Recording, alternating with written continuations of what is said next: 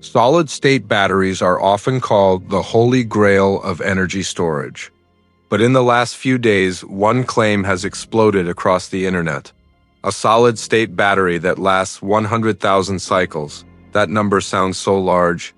It almost stops sounding real. Because if a battery truly lasts 100,000 full charge and discharge cycles, it is not just better than existing technology. It is fundamentally different. At that level of durability, the battery would outlive the products it powers, the companies that manufacture it, and in many cases, the people who use it. In practical terms, it would function as an almost permanent energy storage system. That is why this number demands careful scrutiny. Extraordinary longevity changes everything. Cost models, replacement cycles, warranties, and even how we design electric vehicles and grid storage. But only if the number reflects real-world use, and this is where the details matter, because a cycle in battery testing does not always mean what people assume it means. Test conditions can be adjusted in ways that dramatically extend apparent lifespan without reflecting how a battery behaves in actual applications. So today, we are doing something simple, but necessary. We are going to examine what that 100,000 cycles figure really represents and the hidden assumptions behind it that determine whether this claim is genuinely revolutionary or simply misleading on paper. This is not a hype video, and it is not a hit piece. This is a reality check. By the end, you will know exactly what questions to ask anytime you see a cycle life headline, and you will be able to tell the difference between a breakthrough and a marketing trick. What? 100,000 cycles implies simple math, big impact. Let's start with a simple reality test. A cycle usually means charging a battery from a low state of charge to a high state of charge and then discharging it again. One complete use, one full loop. Now apply that definition to the claim being made. If you cycle a battery once per day, every single day, then 100,000 cycles would take roughly 270 years to complete. That is not a typo. That is basic math. And immediately, it should trigger a pause. Because no consumer product, no vehicle platform, and no energy system is designed around a multi-century lifespan. Even infrastructure projects rarely operate on timelines that long. So, the first and most important question becomes obvious. Are we actually talking about full cycles? Or is the word cycle being used in a more flexible technical way that does not reflect real-world usage? In battery testing, this distinction matters enormously. A cycle can represent a full charge and discharge, but it can also represent a partial charge swing or a shallow oscillation around a narrow state of charge window under certain test conditions.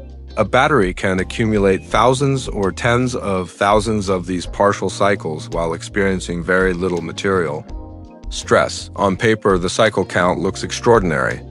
In practice, the relevance becomes unclear. This is why the word cycle can hide more than it reveals. Without knowing the depth of discharge, the charge rate, the temperature range, and the definition of end of life, the number alone tells is almost nothing about how the battery would perform in an actual product. This week, Donut Lab and its parent company connected to Verge Motorcycles have promoted solid-state battery claims that include extremely fast charging and a reported 100,000 cycle lifespan. At the same time, experts have publicly questioned the absence of detailed test protocols and independent validation, and this is where most people get trapped, because large numbers feel like proof, but in battery science, it is not the headline number that matters. It is the conditions behind it. And those conditions are doing far more work than most people realize. The 4 hidden knobs that can manufacture huge cycle numbers. Whenever you see an extreme cycle life claim, it is important to understand that the number does not appear by accident. It is shaped by test choices. There are 4 hidden knobs that researchers and companies can adjust, sometimes legitimately, sometimes conveniently, to inflate cycle counts. Knob 1 is depth of discharge. A true full cycle usually means charging and discharging across nearly the entire usable capacity of the battery. That is how electric vehicles operate in the real world. But if a test only cycles the battery between, for example, 60 and 70% state of charge, the stress on the materials is minimal. Electrodes barely expand and contract. Chemical degradation slows dramatically. Under those conditions, a battery can survive thousands or even tens of thousands of these shallow microcycles. On paper, each one counts as a cycle. In reality, they are not comparable to full EV usage. Knob 2 is serrate, or how aggressively the battery is charged and discharged. Fast charging generates heat, accelerates lithium plating, and stresses interfaces. If a test uses slow, gentle charging, the battery will naturally last much longer. That does not make the result wrong, but it makes it less representative of real applications. Knob 3 is temperature. Many chemistries perform exceptionally well within a narrow temperature window. Outside that window, degradation accelerates. Testing only at ideal temperatures can produce impressive numbers that collapse under real-world conditions. Knob 4 is end-of-life definition. Does failure mean 80% capacity? 70, 60, or something else entirely? Without knowing these thresholds, the headline number loses meaning. That is why, without full context, 100,000 cycles is not a conclusion. It is a marketing-friendly label waiting for clarification. What solid-state cycle life usually looks like and why.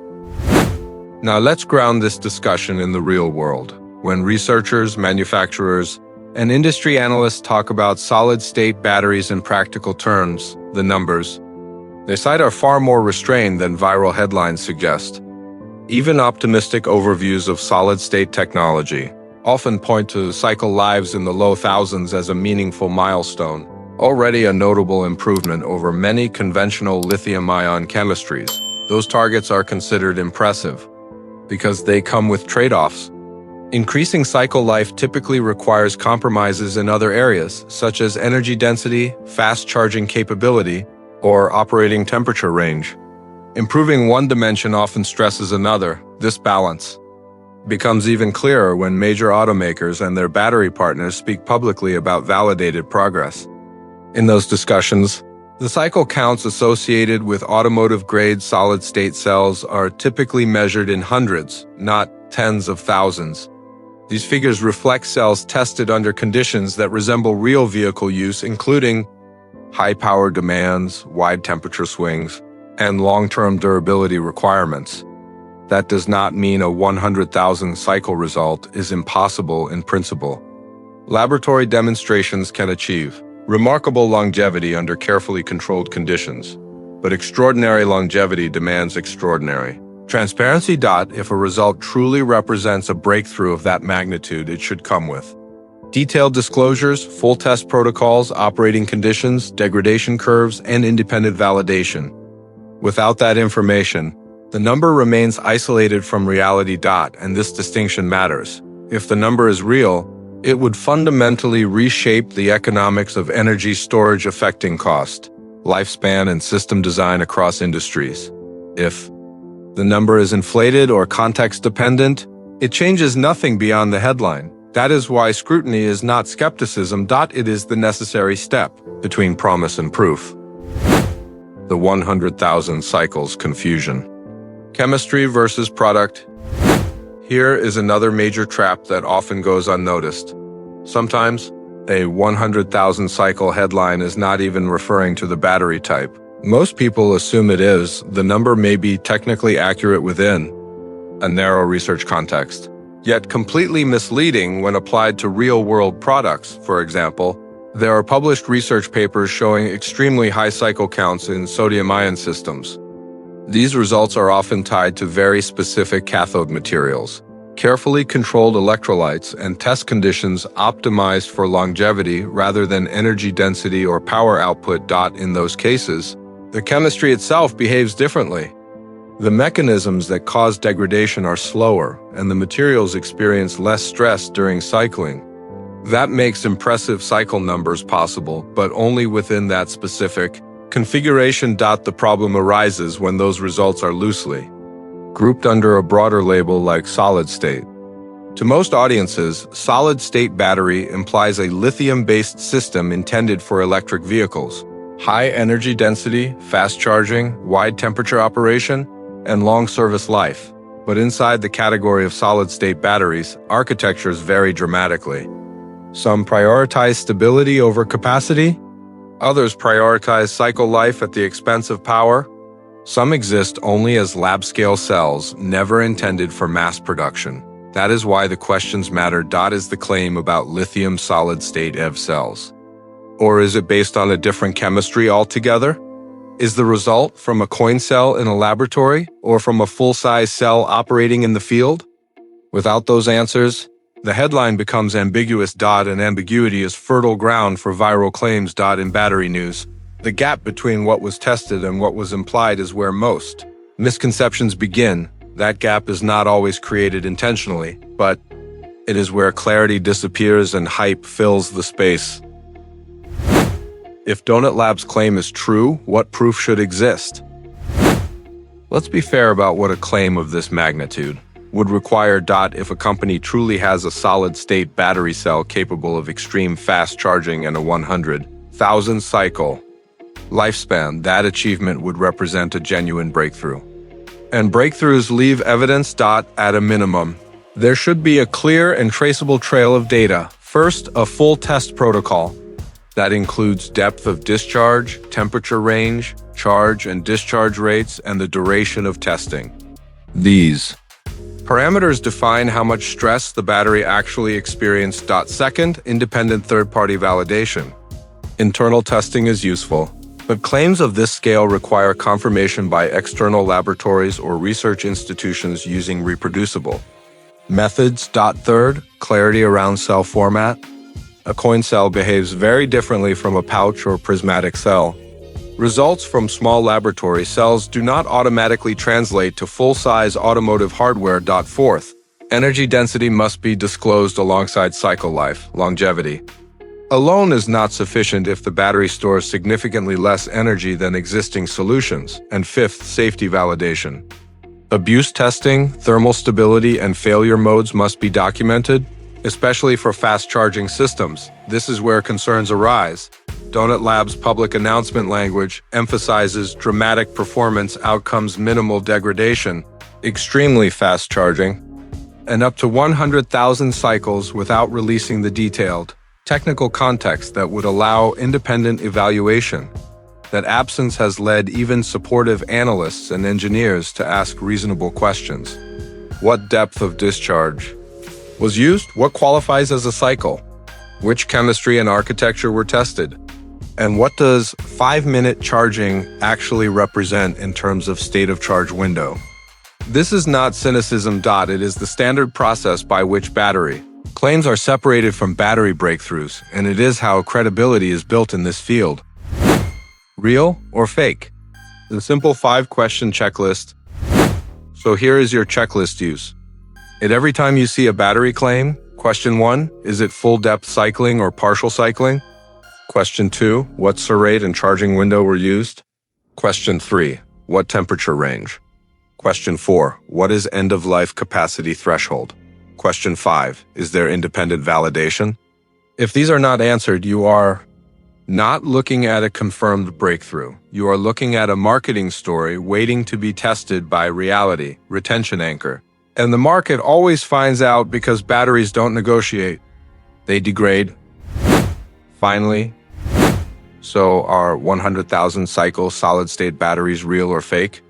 Right now, the most honest answer is not yes or no. It is unknown, not because the idea is impossible, and not because the technology lacks promise, but because the conditions under which the claim was achieved have not been publicly defined in enough detail to evaluate its real-world relevance. And that distinction matters. In battery science, numbers do not exist in isolation. They are inseparable from the test environment that produced them. Without knowing how deeply the battery was cycled, how fast it was charged, what temperatures it experienced, and how end of life was defined, even a very large number tells us very little. What is clearly real is progress. Solid-state technology is moving forward. Major automakers, suppliers, and research institutions are reporting measurable, validated improvements, often with far more modest cycle counts, But under conditions that reflect actual automotive and grid use, that is the key difference. Real progress is accompanied by datasets, degradation curves, and reproducible results. Hype relies on isolated figures and broad claims. If the 100,000 cycle result holds up under transparent, independently verified testing, it would change the economics of energy storage in a profound way. If it does not, then it serves as a familiar reminder. In energy storage, the truth is rarely found in the headline. It is found in the test protocol. If you want, I can do a follow-up video where we calculate what 100,000 cycle would do to EV economics battery. Depreciation, resale value, and total cost per mile. Comment math, and I'll break it down step by step.